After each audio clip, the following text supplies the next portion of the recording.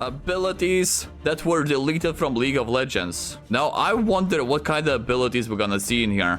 Because Lord knows one of those abilities was Fiora's old ultimate. Lord knows that was an amazing ability. With how many reworks and visual gameplay updates there have been, many champions nowadays are nothing like what they used to be. And the objective— Oh yeah, we had Yorick, who was a straight up king monster.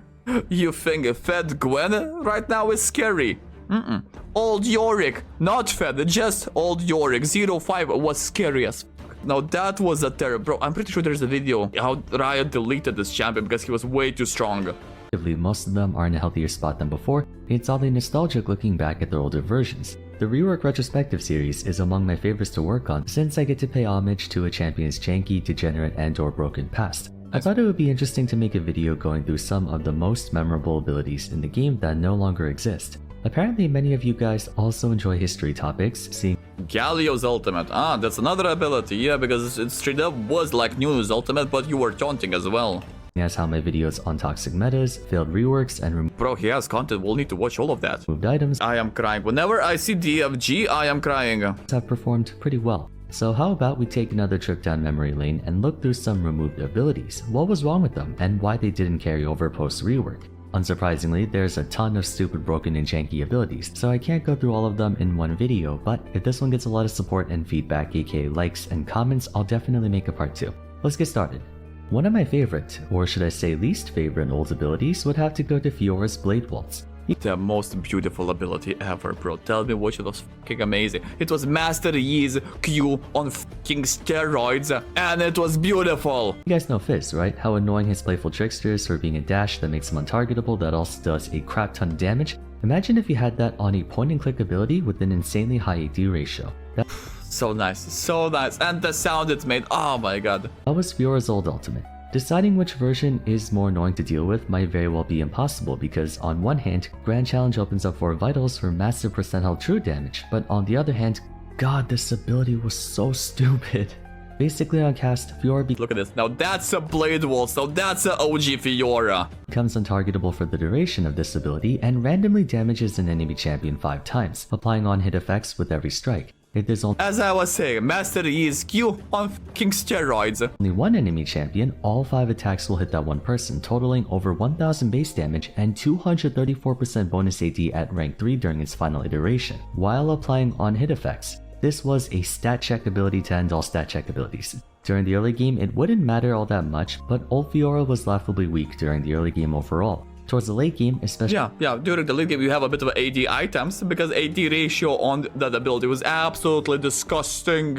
And then, just press the button, you think Veigar has outplay button. Well, Veigar has outplay button for only one target. Veigar's ultimate hits only one target. Fiora's ultimate, if people are stacked, all 5 of them. after you got some items, Blade Waltz could be equated to Master Yi's Alpha Strike on steroids. The sheer Happy I never played back then. Bro, you should be ashamed. You should be very sad. You missed literally the best of the best. Because right now everything is boring. Back then everything was fucking broken. If everything is broken, nothing is broken. Lord knows that was fun. amount of damage this attack could deal, especially to a single target mate fighting her, almost impossible unless you're a full armor tank. If she got her hands on the enemy AD carry or mage, zero counterplay. Like actually zero counterplay. That was the obvious Look at it, beautiful. Straight up beautiful. issue with this ability. It took zero effort or skill expression on part of the Fiora player. You just press the button and let the champ do his thing. On part of the enemy team, there was very little they could do as well, either itemize full tank against her or mages had to run Zhonya's. Bear in mind, stopwatch was not an item back then. To stasis, you had to complete the full item. Yep. It was one of the most toxic damaging ultimates in the game. And I kinda miss it, to be honest. A full build Fiora one-shotting everyone with ultimate was one of the most satisfying if not unhinged experiences you could ever have. Grand Challenge is of course the better designed of the two despite its own problems. The payoff is a bit too generous in my opinion, but it's not guaranteed payoff, which is the important part. Moving on, next ability I want to talk about is Bloodwell, I'm pretty sure that's going to be Aatrox's double. When basically it was active or it was an active ability. Basically on and off. It was a toggled ability. Either have it on or you have it off. If you have it on, you are life stealing like you have fucking free bloodthirsters. If you have it off, You have damage, like you have 3 fucking infinity edges. Oh, that was so beautiful. Aatrox's old passive. It went through several iterations, and the aspect in question actually was available post Oh no, we're talking about passive, okay, my bad. GU, but ultimately they took it out of his moveset entirely. There were 2 components to this attack. While dealing Yeah, blood prize, blood first, yeah, that's what I'm talking about. damage with his abilities, he would fill up his blood well, and if it maxed out, for 4 seconds he would gain an increase of 25% base attack damage and a large amount of attack speed. So long as you were attacking enemy champions or neutral monsters, you can maintain this buff indefinitely, kind of like how Olaf and Swain's current ultimates work. Every so often though, on a long cooldown mind you, if he died while the buff was active, he effectively had a built-in Guardian Angel for a passive. After his mini rework, he would have to be in hellbent state to get this, but before, it was just active at all times. Like Fiora, Aatrox was just a bad champion in general, so a broken passive like this wasn't enough of an incentive to play him, but it was an iconic passive, one that I missed. Yeah, the passive wasn't the best. Yeah, the passive was... Still, granted, the passive was fucking amazing, especially when you were allowed to move with your passive. So basically, you are down, you're regenerating your HP, and you can move. But still, what Riot made up for that is in his dub, where you can toggle that his dub. Where's your dub, you can toggle his ability. You either have a free Bloodthirsters or you have 3 infinite edges, choose one. Yes, as Aatrox was the first ever champion I one-tricked and the one who got me into League in the first place. Unlike Blade Waltz, however, Bloodwell's passive didn't really cause any trouble, not until his rework. When casting World Ender, Aatrox would generate Bloodwell over the duration of his ultimate, up to 50% of his max health. Old Aatrox and Blade and Hydra, ooh, that was beautiful. Oh, bro, that was fucking insane. Because Old Hydra was healing you madly. It was like, what, 20% lifesteal back then? Or 25? That was fun. At cap. If he died at any point during said ultimate, he would enter stasis and be able to move, but not attack, before restoring health equal to however much Bloodwell was amassed. What made this version of his revive more of an issue was that, compared to the previous iterations where Aatrox would either respawn and then be useless and die again immediately, or he would have to premeditatively activate Hellbent, this version of Aatrox could simply just press R when he was attacked and he would revive. Eventually, they made it so you had to score a takedown to activate the GA passive, but having that kind of ability for a passive was overpowered. Not necessarily due to the healing, but the ability to stall for time was invaluable, particularly in pro play, so they axed the entire thing altogether. I'm still a proponent of bringing back old Aatrox and releasing current Aatrox as a different champion, but that's a different topic altogether. That's an idea. Holy shit, that's a good idea. Bring back old Aatrox. Of course, it's going to ruin every single story. It's going to be retconned. It's going to fuck up the story so badly, but it's going to be fun. We're getting old Aatrox, and we get to keep the new Aatrox. Now, multiply this approach to different champions. Take old Mordekaiser. Take old Yorick. Old Akali. God damn, bro. Now we're talking old Fiora. You get to keep the new champion, the rework champion version of the champion, but you're bringing back the old champions. Oh, that'll be so fun. It was a nice passive to have though. Good times. You knew this was gonna be here. It's not an old ability per se, as it was only just taken out earlier this year, but Aurelion Sol's passive. If there was ever a more tragic ability in the game, it would be this. Boop. Boop. Best ability ever. This one. Where to begin? On paper, I like it. Persistent damage that exists in its own medium is something you don't see all too often, if at all. Even for summons or constructs like Alawi's Tentacles or Heimerdinger's turrets, you either had to place them down or forcibly activate them to deal damage. Aesol just had to stand close to you and you could take damage. Individually, the stars weren't that big of a threat, but when expanded via his old W and after building some ability power, Aesol could single-handedly melt entire teams, by far one of the most dangerous battle mages to have as an opponent. So what was... Yeah, but Aesol was high risk, high reward. He was not only high risk, he was a high skill check champion as well, because you had to nail your positioning with those balls perfectly. And God forbid you'll stand somewhere in the wrong position where enemy team can literally remove you from the game. That ain't working, brother. You had to know how to position well, especially in team fights. The issue. For those who haven't watched my Why No One Plays episode or rework retrospective on him, in short, 2 things made Center of the Universe not as good as it sounded. 1, there was a minimum range. While he could expand and retract his stars, they would always remain at an orbit of 325 units around him. Any champion who was within that radius could practically take 0 damage. Old Aesol was more fun.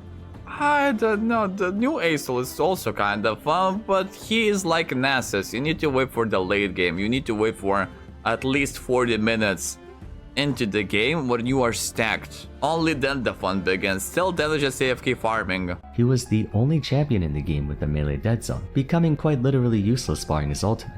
2, landing the stars consistently proved to be too much of a hassle. Champions with dashes could bypass the line of fire and go straight for him, which only got worse as more and more champions came out with mobility. Asol's best matchups were melee champions with no mobility, or at the very least any champion without dashes. He typically had above average tempo, so he could permakite juggernauts or mages. Assassins, divers, and skirmishers were, on the other hand, far more cumbersome to go up against. Sadly for him, those three classes are the most popular in the game. The champion design team chalked up Center of the Universe as a good concept, but was circumstantially too impractical to be useful. Yeah, on paper it sounds good, but realistically what I forgot is the player base. Sure, if you're focusing on the 0.0001% of the player base who are playing in the pro league, or playing on the professional scene, or playing on the world scene, sure, whatever. Faker can understand the mechanics of this champion perfectly. But what I forgot was just one small thing, is that 80% of the player base are gold and below, and have no fucking idea how to position Asol with his balls. But hey, at least the idea was nice. It was a good ability in what it did, but the landscape of League was evolving in a way that wasn't favorable for the Space Dragon, hence why they replaced it with Breath of Light instead. Not as creative of a damage source, but way more pragmatic. After all, it doesn't matter how fancy or quirky a champion is if no one plays them. Continuing on, let's talk about a very unconventional ability. Old Gangplank Predator. Now that was cancer of its own, especially when you were building him full crit strike. You would one-shot people in the top lane at level, give or take 7. Bro, that was fun. Gangplank. Old Gangplank was a funny one. I don't think anyone's gonna remember this, as the one I was referring to was way back in the early days of version 1. Raise Morale. At a glance, it's a simple ability. GP passively gained bonus attack damage and movement speed, and when activated, the bonuses would increase and he would share half of that to nearby friendlies. Very solid buff, all things considered. It would give a total of up to 120 bonus attack damage across all 5 members of his team. Doesn't sound like anything that would be cause for alarm, but would you believe me if I told you it had one of the most unusual activation costs in the entire game once upon a time? Prior to version 1.0.0.116, to activate Raise Morale, you had to make a sacrifice. What kind of sacrifice? An ally minion. Yes, you had to kill one of your own minions, which meant... Wait, what? God damn! Imagine we would have this right now. Dota hello, yes, straight up Dota hello, you're killing your own minions. Imagine we'd have something like this in the current state of League. Oh, that'd be fucking fun. Not only did you get a long-lasting buff, but you would deny the enemy team a CS, including experience and gold. I wasn't around to try it for myself, I started playing in Season 5, but I'm assuming it didn't matter which minion it was, so you could kill every cannon minion and deny the enemy laner a bunch of gold and experience. Not sure to what extent this would influence the state of lane or... Just imagine playing against Nasus top lane and sacrificing your own cannon every single time. Bro, as a Nasus player, I would just delete the game. Gold discrepancy, but that sounds insanely hilarious to play a champion. Imagine you Nicomas as a minion and she gets sacrificed. Champion who could buff himself while cucking the enemy team.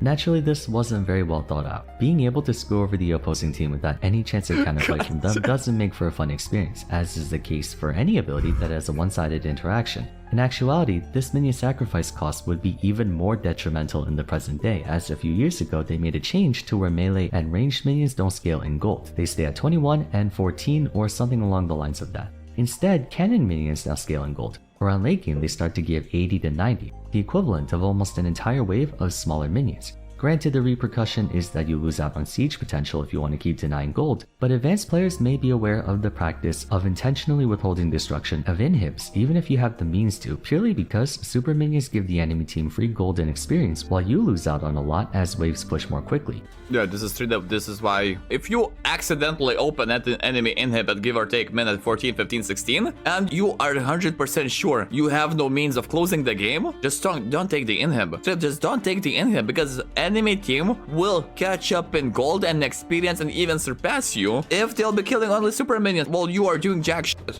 But anyways, in contrast to the previous 3, Raise Morale wasn't a broken ability or a design fail, just a niche if not degenerate gimmick that I found interesting. Next ability was a very unique but kind of awkward one. Quinn's tag team, her old ultimate. Before the Marksman update, or was it Assassin, I don't remember. Anyway, Quinn's old ultimate would have her Bird Valor take her place as a mobile melee attacker. That's right, at one point Quinn used to be a transformer like Jace, Nidalee, and Elise. While I forgot this existed. Bro, I've been playing this game for 10 years, I forgot this existed, yeah. You were able to turn into a fucking bird. out of combat, Valor would gain bonus movement speed like how Quinn does now, and would have different abilities. Blinding Assault would blind all enemies around him instead of just his primary target. Heightened Senses would have Valor permanently gain the bonus attack speed buff from triggering Harrier for the duration. On the tooltip for Vault, it has an additional description for when Tag Team is active, but after reading it, I don't see how it's any different from the regular one. As you can tell by the tag team bonuses, they weren't as gameplay altering as the other ranged to melee transformers, which may likely be the reason they scrapped it. Quinn's present iteration is not much different from her previous ones, it's just they took away the tag team bonus and made her ultimate give the movement speed boost effect without changing the other attacks. So I guess depending on how you look at it, they phased out tag team for the simple reason of it not making any difference to her gameplay whether she was or wasn't Valor. If that's the case though, why did they see a need to have it removed? Because then you're only melee. Whenever you turn into a bird, you were only melee. Naturally, you're playing ADC. ADC has ADC build. You don't have anything for the front line. So which means if you're going into a melee combat, you're facing either control mages, frontliners, bruisers, tanks, or fucking assassins. And you're just casual ADC, you know? Not much you can do. Not with that build. I feel like that transformation, be it functional or for vanity's sake, would have added more personality to an otherwise unpopular champion. Then again, I don't see why they took it out. They could have doubled down on the transformation fantasy and give Valor more engaging abilities. Tag Team is the only ability in this video that I can't come up with a good reason for why it had to be taken out. Sure, it doesn't look like it does anything, but so long as it didn't have a negative impact on her gameplay, they could have left it in there as just a small perk if nothing else. Yeah, but see the thing is we're still talking about the idea that you're melee. As ADC, you don't want to be melee. Or maybe there was a reason they had to take it out, I just can't remember. Any Quinn mains watching, if you can answer that for me, that would be very much appreciated. I think we have time for one more. Let's... Poppy's old ultimate. What was it called? Diplomacy. I feel like it was called Diplomacy. Where she says, fuck you all, you're not doing any damage to me. Literally, she took no damage. Her ultimate was simple. She targets one of the enemies, she throws a buff on that, and she throws a timer on that enemy, and during that timer, only that one enemy can do the damage. So imagine enemy team has Fed Jax, Fed Jarvan, Fed Cat, and Fed Vayne ADC, and they have 0-11 Yana. As a Poppy, you ult only Yana. Yana is doing jack shit to you. She's the only one capable of dealing damage to you. The rest, they can try to attack you, it doesn't matter, everything will go 0. Let's talk about Poppy's ultimate, Diplomatic Immunity. Oh boy. If we're talking about Degenerate, there is no better skill than this one. Very simple. After selecting an enemy champion, Poppy would become immune to all hostile interactions not originating from the champion. Oh, turrets as well. Yeah, I forgot how degen that shit was. Absolutely subhuman design. Look at that. Turret is dealing nothing. Question. While dealing bonus damage to them for the duration. Those of you reading this for the first time, you may get the impression that it's not the worst thing out there. Tons of champions have ultimates or abilities that force 2 champions into single combat. Camille, Jarvan, Mordekaiser, Cassante. But there's one thing that makes Poppy's old ultimate more terrifying than any of the others. One very key difference. Poppy could still damage everyone else while her ultimate was being used. True. That's the sad part. That's the scary part. Especially if you are rocking the old Lollipoppy, bro. That was scary. The old Lollipoppy was something taken straight up from the cartoon Courage the Cowardly Dog. Oh, brother, that was something. Where is it? Why my Google is lagging? Why am I Google not Googling? What is it? There it is, there it is, there it is, yeah. The old Lollipoppy splash art. Yeah, that's not even a Photoshop. That's no editing. That is straight up old Lollipoppy splash art. Look to that face. Best of luck trying to go to sleep tonight, chat. You know? Then, of course, we released Tam Kench and we realized that, you know, at the end of the day, we have slightly better options. There we go. Corporate wants you to find the difference between these 2 pictures. Bro, old Poppy was scary, man. She was very scary. Or in other words, you could ult someone else on the enemy team, like the top laner or support who isn't that big of a concern to you, and then chase after the AD carry or mage and beat their ass while they literally couldn't do a single thing to you. They couldn't damage you, they couldn't CC you, or anything. Poppy could ult the top or jungler who's engaging on your team, then run straight at you through the rest of your... Look at that, that's exactly what I was talking about. Target Yana as ultimate, and that's it, you're immune to fucking everything. Squad, and the only one who could stop her is too far away to realize what's happening. If you thought Olaf was the master of pick one enemy champion and run them down until they die, you, my friend, have never had to deal with the late... CC as well, everything. Nothing matters in that scenario. Absolutely. Team Poppy. Her Q was an overpowered version of Jax's W. Her W gave her bonus AD and armor and bonus movement speed. Her E was a dash knockback potential wall stun that Mordekaiser mains wish he could have, and her passive made her one of the best champions at withstanding burst damage. Stat check in every stretch of the imagination. I should make a Poppy rework retrospective. The difficulty, of course, was surviving long enough to reach that late game, and all things considered, Poppy was one of the weakest champions in the early and mid game. But if you pulled it off, you could make everyone pay for it in spades, a really troll experience. True. Singling out a target is perfectly acceptable in and of itself, lots of champions do it. But like I said with Gangplank and Fiora, having no form of counterplay separates a healthy ability from a toxic one. What makes Mordekaiser's Death Realm fair is— Oh yeah, I forgot Urgasalt Ultimate. Urgasalt Ultimate, bro. No, that was literally the cringiest ult you could see in the game. he's a very slow champion and also isolates himself. It's just you and him. And once again, you could always hide under a turret. Against old Poppy, not only were you cut off from the help of most of your teammates, but you straight up couldn't do anything to her if she ulted someone else except you. Or there was no one better to ultimate, then Poppy could just ult you, get the bonus damage, and insta-kill you. If it was just you and her zapped off into some alternate dimension to duke it out, then maybe it would have been more tolerable, but nope. In many instances, you just had to run. Like, that's all you could do. There was no way they could have made this ability balanced, so they didn't bother, and good on them for doing that. No one liked old Poppy. Alrighty, that's gonna be it for today. I know there's plenty more champions I can talk about with old abilities like Rise, Rek'Sai, Sion, Talon, etc. So if you want me to make a part 2, then it would be awesome if you could give this video lots of support. Hold on, old Rise. Well, granted, Rise had a bazillion of reworks, so you know, it doesn't matter. Rise has way too many versions to talk about. Rek'Sai, but yeah, I remember we had old Rek'Sai. Her ultimate was different. Oh yeah, her fucking ultimate was legit Twisted Fate's ultimate, but on steroids. That was fucking fun. If you have one of your tunnels, let's say you're casually chilling at your base right now, you're playing red side. Yeah, you're playing red side. Yeah, you're chilling at the fountain, you're buying some shopping, some items, and you have one of your tunnels and the enemy, for example, base. To make it easier, you have one of your caves, burrows, and the enemy base. All you do, press R, select one of those caves, and then go, brrr, that's it, zoom, that's it, you're there. That was fucking amazing. Sion, the old Sion, what happened? Oh, wait, hold on. I remember old Sion, he had stun. Sion had a stun, point and click stun. Yeah, imagine LeBonk's Q, Sigil of Malice, where you're shooting Q into enemy champion. That was Sion's, don't remember what ability, but that was Sion. Pantheon the point and clicks on, true. But that was the same thing, but it was ranged. The best part was that it was ranged. Talon didn't have parkour. Talon had a teleport behind the enemy. Well, technically he has a short dash right now. Yeah, he has a short dash into enemy. But then his distance was way larger, and he would teleport instantly behind you, and I'm pretty sure he was silencing you as well after he teleported into you. First Warwick ultimate was that point and click. Yep. If you could give this video lots of support by leaving a like, commenting, and subscribing. Really appreciate it. As always, don't forget to follow me on Twitter at Vars, join my Discord server, and check out my other history videos if you haven't yet, including the Rework Retrospective series. But for now, thanks so much for watching, and I look forward to seeing you again soon. Take care. Yeah, Vars is cooking.